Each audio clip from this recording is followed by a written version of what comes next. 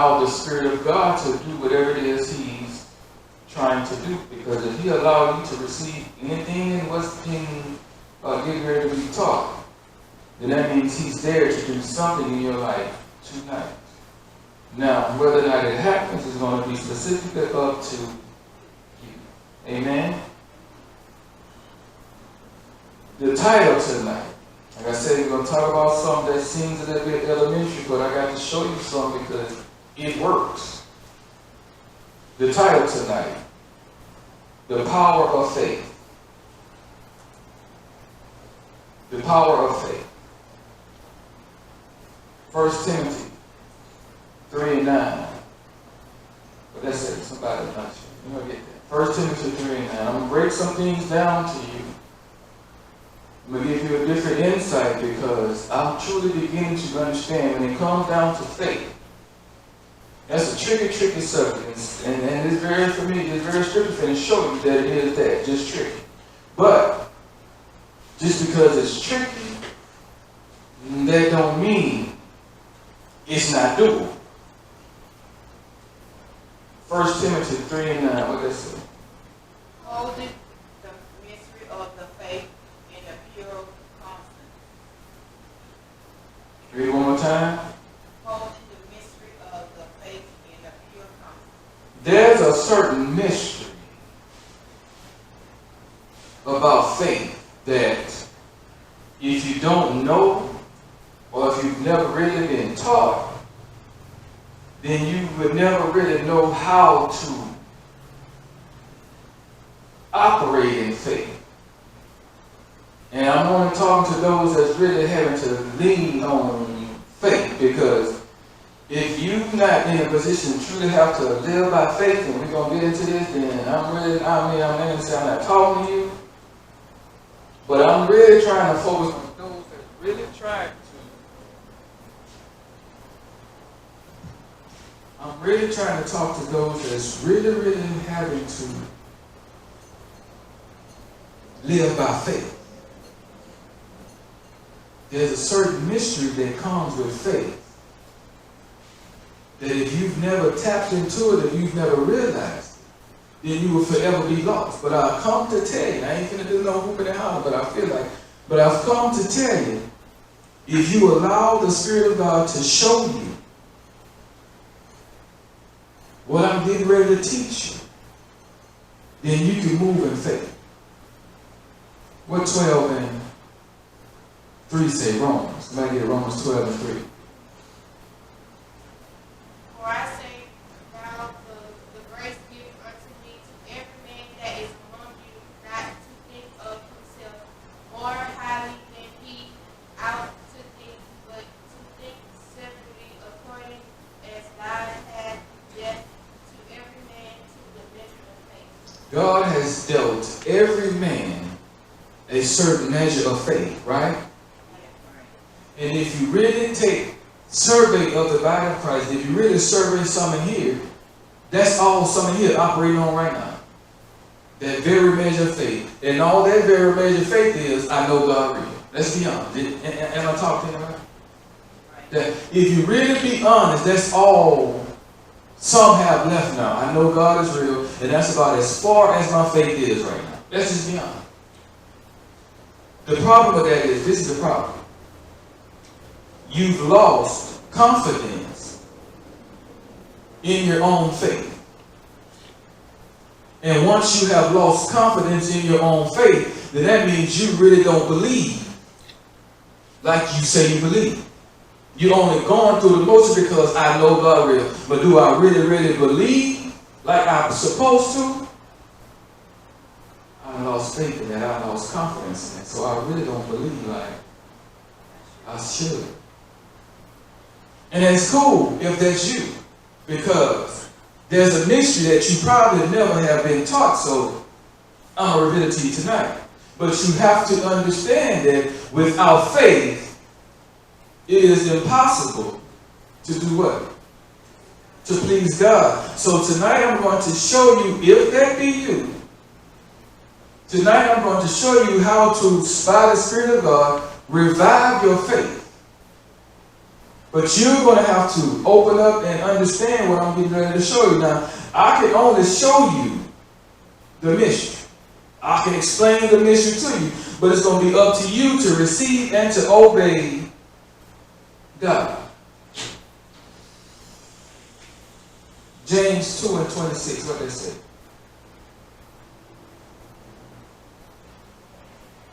For as the body without the spirit is dead, so faith without works is dead also.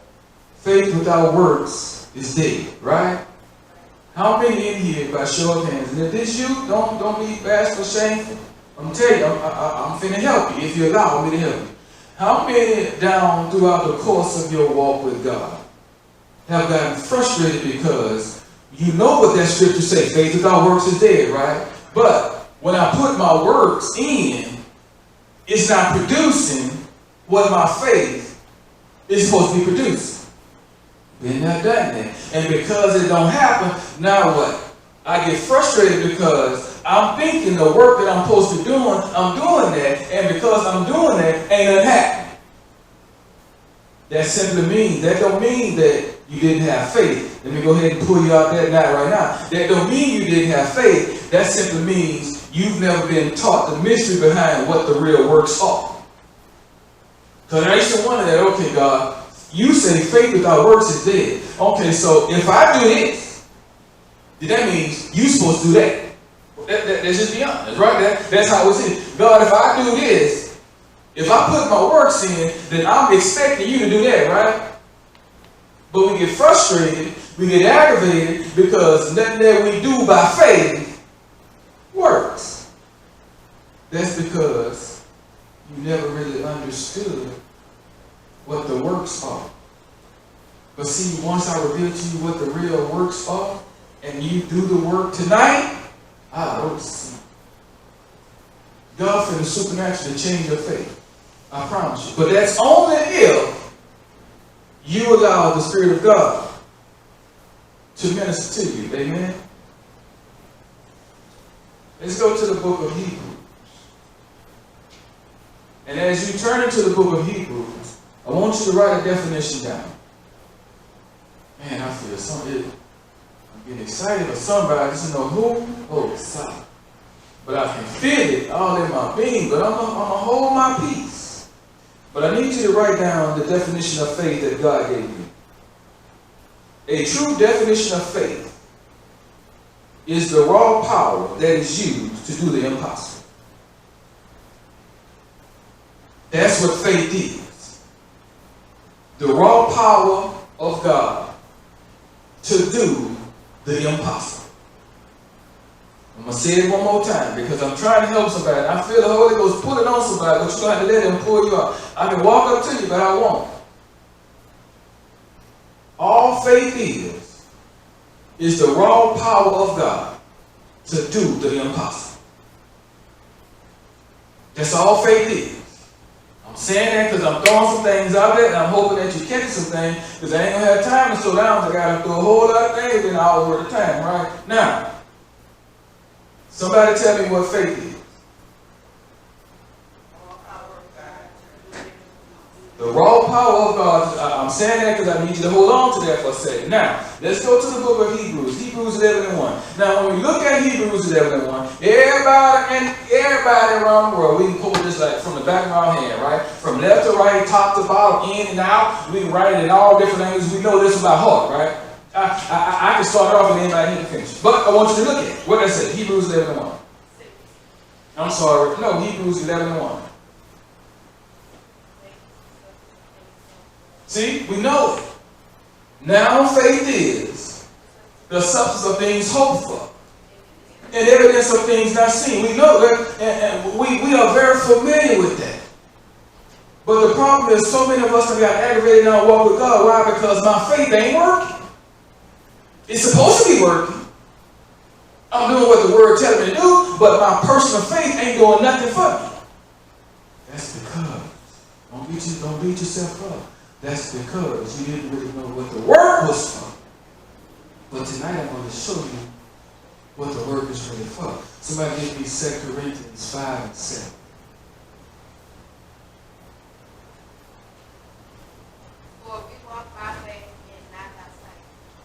First thing I need to get you to understand is this.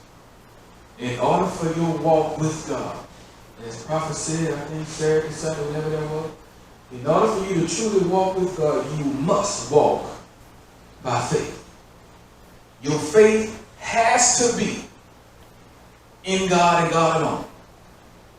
If your faith is in your job, your bank account, your mom, your dad, your sister, your brother, you've already disqualified yourself. I need you to fully understand, if you really trying to walk with God, now, I ain't say walk with the church, I ain't say walk with mom and dad. If you really trying to walk with God, you cannot walk with God unless you walking by faith. There is no other way. So go ahead and wrap that around your mind. Go ahead and accept that. Do whatever it is you got to do. But I need you to understand something. If you have a true desire to walk with God, then your faith and everything about your faith has to be in God. It can't be in your bank account. It can't be in this. It has to be solely in God. And God has to be able to see your faith is in Him and Him only. Are you with what I'm saying? Now, let's go on back to Hebrews 11:1. Somebody read that.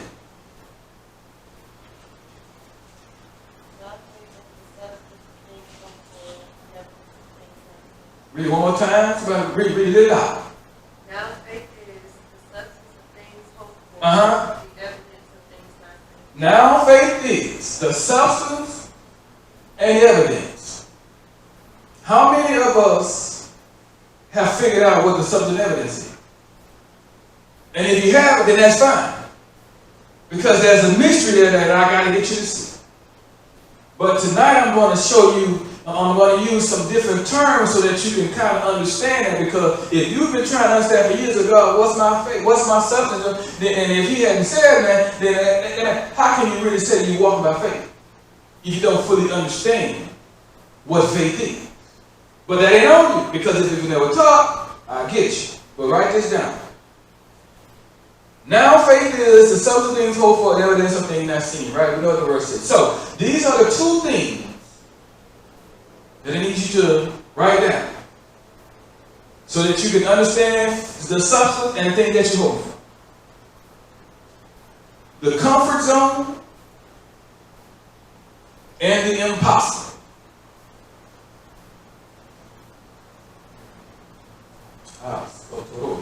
All you gotta do is thank God, do it. I'm gonna stay in my lane, bro. The comfort zone and the impossible.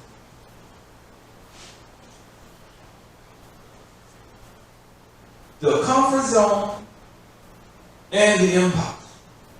Now, according to what I found, that word impossible means unable to be done, not possible. So let me bring something to you, because did I tell you at the beginning about being honest with yourself? Let me bring something to you. If you got a situation that you face, and you alone can somehow, some way figure that situation out, it ain't impossible.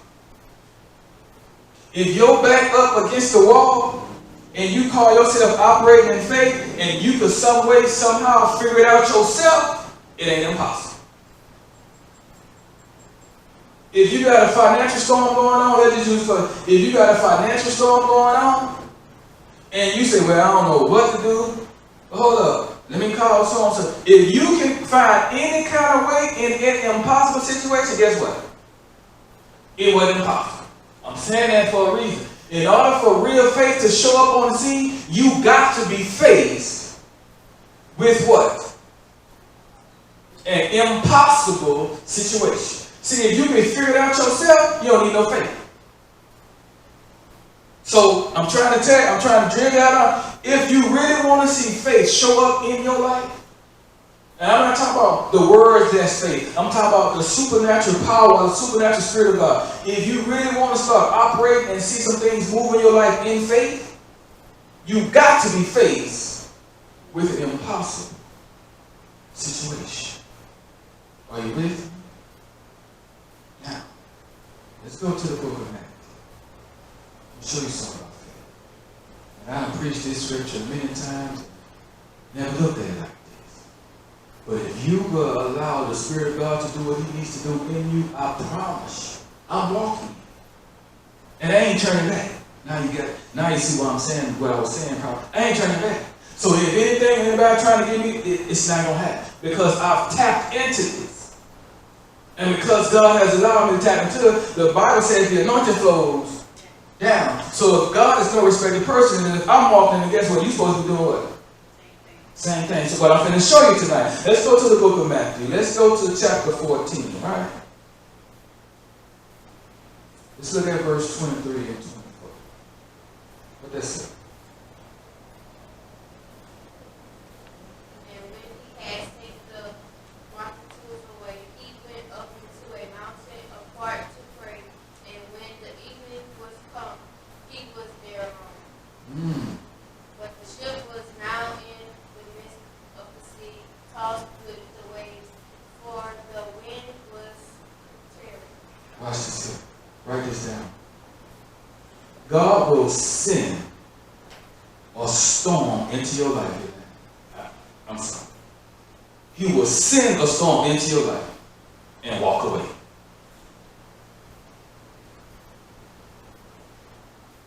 He will send a storm into your life and then walk away. Now, this is the problem on mankind's side. When this storm shows up, it makes us feel like, because when God sent that storm, I promise you, I ain't telling you something I'm guessing, I'm telling you something I had to sit at and experience. God will send a storm your way, and I promise you, He will walk away. But see, the problem is, if you don't catch what's going on, then you're going to come back at God with His word, right? When God, you said you will never leave me nor forsake me. That's what you said. But you got to catch whatever God is doing when He's sending that storm. What does Isaiah 55 and 8 say? He says, my thoughts are not like your thoughts, neither are my ways like your ways. So you got to catch God. See, if you can catch that when that storm show up, then you can give God an opportunity to say what He needs to say. But if you don't catch it, oh, I just pulled somebody out. See, if you don't catch it right then and there, you're going to catch an attitude and you're going to go the wrong way. And instead of God being able to bring you out that storm, you create a situation where He don't have no choice but to leave you in the storm. So I'm trying to allow you to catch something. When God sends that storm to your life, He gonna walk away. But that just shows you that His way, because see, when God sends that storm, what's the first thing you're gonna want to do? You're gonna want God to be right there. Let's just be honest, right? You're going to want to be right there. I got all this going on, blah, blah, blah, blah, blah, blah, blah. So I believe God should be right here. But that's not how He operates. So that clearly lets you know that Isaiah 55 and 8 is in operation in your life. But see, if you don't catch it, then you'll never know how to communicate with God. Because you're going to look at it as, God, you said, and why I got to go, and blah, blah, blah. But all the while, God is trying to show you. How many of us, let's just be honest, how many of you God have sent a storm and then He got quiet? How many of you came to God by saying, God, this don't make no sense? How many of them said that? Let's be honest. See, if you said it don't make no sense, that should have told you something. If you know God did, that should have told you, but God, if you did this and this don't make no sense, then it's got to be you. But see, you didn't catch that. Because even if you feel like He was there, you took your attitude and your flesh and you went the opposite direction. And God wasn't able to really show you what He needed to show you. So instead of Him bringing you out of the storm, you probably been in that storm a whole lot of. What Proverbs 3, 5, and 6? Trust in the Lord. See, that's the perfect time. If you can catch Isaiah 55 and 8 in your storm, so that's the perfect time for you to not lean to your own understanding. You see, when I realized the storm that I was in, I realized one thing. If I don't get some help, this storm is going to overtake. You see, I didn't catch an attitude. God, why you letting this happen? And blah. See, I didn't go that direction. Now, had I gone that direction, I would have never been able to encounter what I encountered. So what did I do? I gave God the opportunity to do what? I gave him the opportunity to be God in the storm. And because I gave him the opportunity to be God in the storm, he was able to show me that is what he was trying to show me. Now, had I not gone in that direction, I would have never seen what I would never know what I know now. But I promise you, what I know now, you can't take it. I promise you, you can't take it from me. Now, let's go back to Matthew. Let's go back to Matthew. It's got to show you something. Somebody tell me the two components of faith. I ain't looking for that. Comfort zone and the impossible. Comfort zone and the impossible. I'm saying that because I gotta get you to see something. Comfort zone, not that I'm trying to wipe the word away, but I'm trying to show you something from a different way so that you will know tonight how to tap into the power of faith. Oh, anybody can take this from me. Let's go back to the book of Matthew. Let's look at verses 28 and 29. Let me show you some things. Well, anybody need that faith revival? She said that. That's a good question. Anybody really need that faith revival? Sometimes you get tired. Sometimes you get weary. Sometimes you get down. Sometimes God got to come back and show you something. But tonight I'm going to show you exactly how to tap into faith. Can anybody tell me what faith is?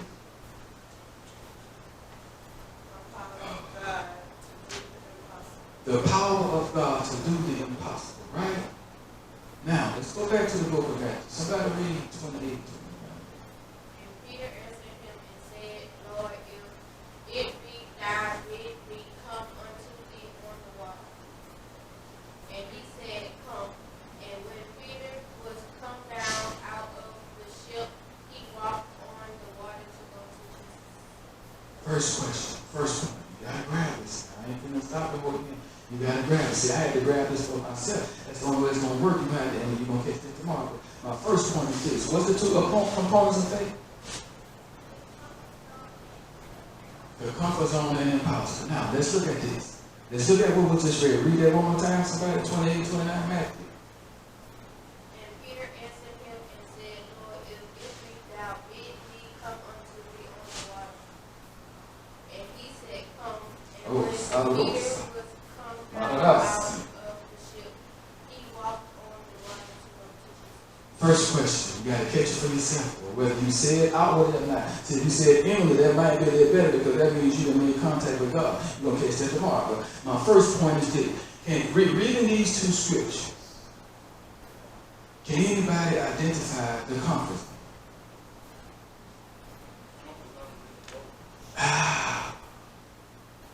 The ship represents the comfort zone. But you got to catch something. That comfort zone is not just natural. That comfort zone is both natural and spiritual. Why is it both natural and spiritual?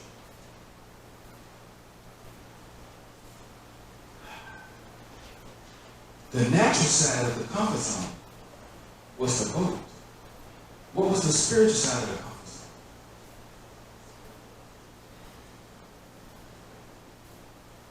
Anybody?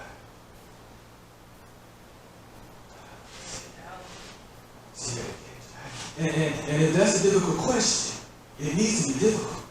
Because when I was sitting at that computer, the Spirit of God began to minister to me. And he said, you must come out of your comfort zone. And I'm sitting there like, God, what's my comfort zone? I'm struggling. Ain't nothing really going on. They got me comfortable. And he never responded to that. He just said, you must come out of your comfort zone. So I had to sit there. And I had to figure out for myself because I realized he's not going to tell me what my comfort zone is, right? So I had to sit there and figure out for myself, God, what is my comfort zone? Well, I asked myself a question. Well, he said comfort zone. So my comfort zone must be something that I'm personally dependent on. I said, now I see. Can anybody, and not that I need you to say it, but just show of hands. Can anybody in their own life, especially those that are fighting in the area of faith, can anybody recognize your own comfort zone? Stay right now. Can anybody really recognize your own comfort zone? Can anybody recognize? Because see, I had to recognize it for myself. Because I kept asking him, what is it? And I would sit down and say, you must come out of your comfort zone. So I figured out it must be something that I'm depending on. I ain't sitting in no boat, so it can't be nothing natural. So it's got to be something that I'm depending on. And whatever it is I'm depending on, it can't be God per se, because he's telling me I gotta come out of my comfort zone. What is your comfort zone? Do you know? I'm talking to those that's fighting in faith. What is your comfort zone? Does anybody know? Because it's there. And the only way this is going to happen for you, you're going to have to come out of your comfort zone. You're going to have to, oh my God, I'm about to have a Holy Ghost spirit, but you're going to have to make the decision to identify your comfort zone and come out of it. You have to identify it. That's the only way you're going to be able to step out. Peter's comfort zone was the boat. But it just wasn't a boat. Can anybody find Peter's comfort zone? What was Peter's comfort zone outside of the physical boat? What did you say? His trust in the boat? No, it wasn't a trust in the boat. What was it? What did you say? The trust was in himself. You see, as long as I'm in this boat, I'm good. So what am I saying? He was trusting his own understanding. See, he trusted it. Oh, somebody trying. He trusted his own understanding. Why? Because my understanding tells me that this boat floats on water. And as long as I'm in this boat don't float, and I will not drown as long as I'm in this boat. So I'm really not trusting the boat per se. I'm trusting the knowledge that I have about this boat. And because that was his comfort zone. Now, what's your comfort zone?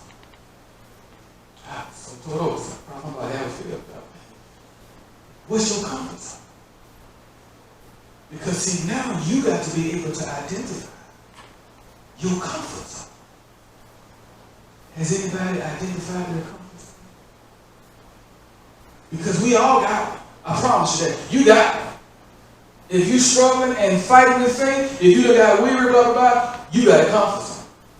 And that comfort zone is the reason why your faith ain't working. What's the two components of faith?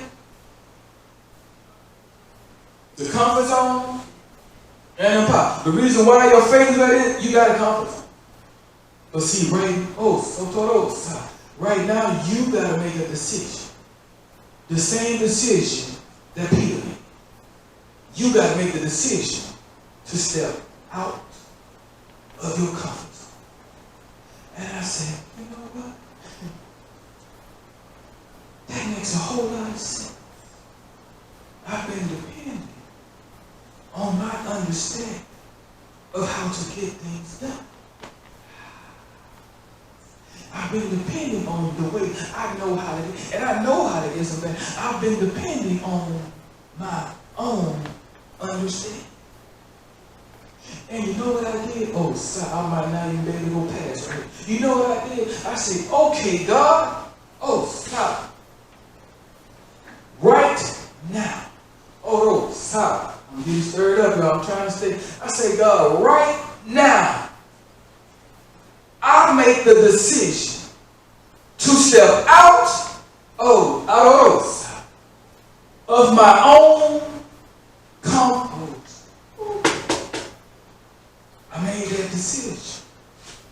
And I did that. I looked at my understanding.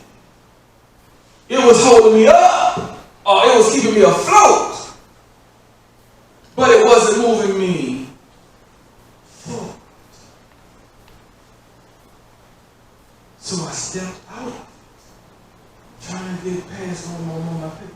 I stepped out of it. And immediately, when I stepped out of my own comfort zone, I literally felt the Spirit of God shift right then and there. Very interesting. Now, I got a few more things to tell you. I could stay on the comfort, but I got a couple more things that I got to tell you. Looking back at Matthew, who can identify the works? Because we already know faith without works is what? We know that, right? So looking back at what's going on with people, what's the works? Somebody tell me what faith is again, the definition. The raw power of God to do the impossible. What's the works? No. This. He stepped out. He stepped out. What happened when he stepped out? See, to you, and it wasn't the wrong answer that I'm trying to open up your mind or something. To you, it just looked like what? He stepped on water, right? But what did he really do? Yeah, he stepped out of faith, but what did he do? What you say? He got out of his comfort zone, but what did he do?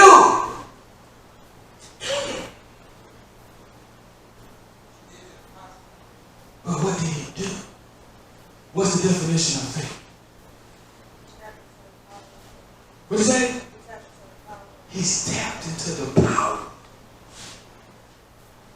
See, it was the power. Oh my. It was the power that kept him on that water. That's what kept him afloat. The power of his faith. It wasn't just about the miracle of God was trying, Jesus was trying to show people. You can walk in the very same power that I'm walking in. Why do you think Jesus used, why do you think Jesus used or did that illustration? What was Jesus doing when Peter was doing it? He was walking on water. He was showing Peter, you can walk in the same power that I'm walking. I said, God, you know what? I done seen this scripture a minute. I know what faith is now. I'm talking about tangible. Oh, I'm about to have a fit of it. I'm talking about tangible things. You see, when you really step out of your comfort zone, the power of God is got to show up. It's got to. And if you really step out of your comfort zone and the power of God don't show up, you need to come talk to me. There is no way, that you can step out of that boat and God himself don't show up. And that can be in any area of your life. Wherever you trying to wherever you trying to apply faith at and it hadn't been working, you know why now, right? Can anybody tell me why? What you say? No, not really doing. Yeah, that per se, but what else am I looking for? Somebody else said, that's why it ain't working. Because you trying to operate faith, sit in your boat. And it's not going to work. You got to get out the boat. And I promise you, when you get out the boat, the power of God got to show up in your situation. He's got to. He's got to. I got one more thing I need to speak. Who can identify the impossible?